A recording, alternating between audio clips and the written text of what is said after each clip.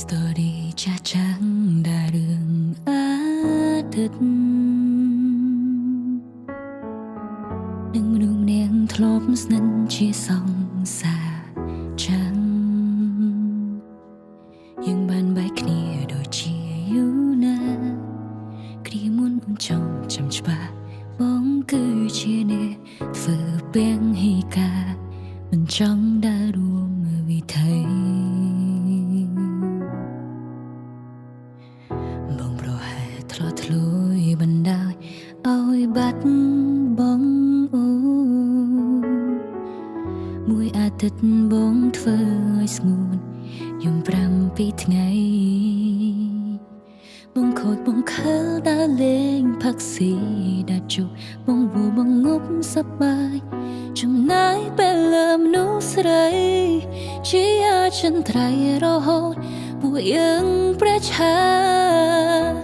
ចាចេញពីបងជាជុំរដែលត្រូវអូនបានពងបាយចែកផ្លូវគ្រប់ចាំងអូនឆ្អែតមិនដែរទ្រាំនៅជាមួយរៀមរះបើបងនៅមានឈ្មោះជាសង្សារច្បាស់ណាអូនហូតទាំងនេត្រាដូចគ្រាកន្លងថ្មនាងពេលនោះប្រហែលអូនគេងមិនលក់ទេព្រោះតែមានមេនៅចាំផ្លូវបងកុំហូរដែរមកខុសឆ្គងវាសាសងគ្រប់គ្រងមកនឹងងងចោលបងហើយ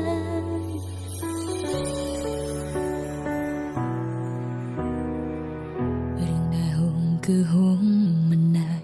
បាំងបើដេបឈូពេលនាងប្រហែលបងទំលោរកគ្មានអូនហើយអារម្មណ៍មួយពេលគ្រាន់តែនឹកឃើញរឿងចាស់មិនចង់ឲ្យបងក្រឡាត្រឡប់មកក្រកអូនឡើយបើបានសុខហើយអូនក៏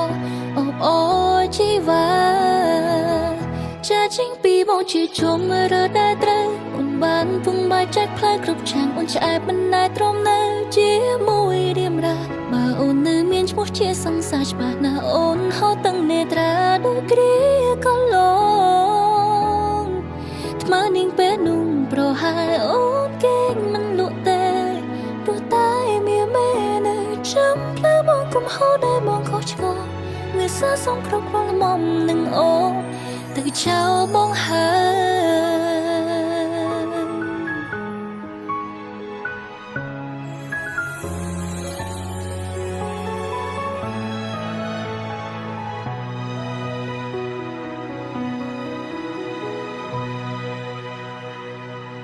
ស្គាល់គេនៅថ្មីគេធ្វើល្អខ្លាំងណាស់មិនដែលចេះប្រែក្រឡាស់ដំណើរទៅមុខគេប្រាកដច្បាស់មិនដូចរៀមរ៉ាបើអូននៅមានឈ្មោះជាសង្សារច្បាស់ណាអូនហូតទាំងនេត្រាដូចគ្រា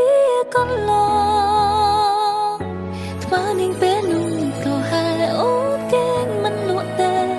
ព្រោះតែមានមេនៅចាំផ្លូវបងកុំហូរដែរបងខុសឆ្គងវាសាសងគ្រប់គ្រងមុំនឹងអូនទៅចោលបងហើយ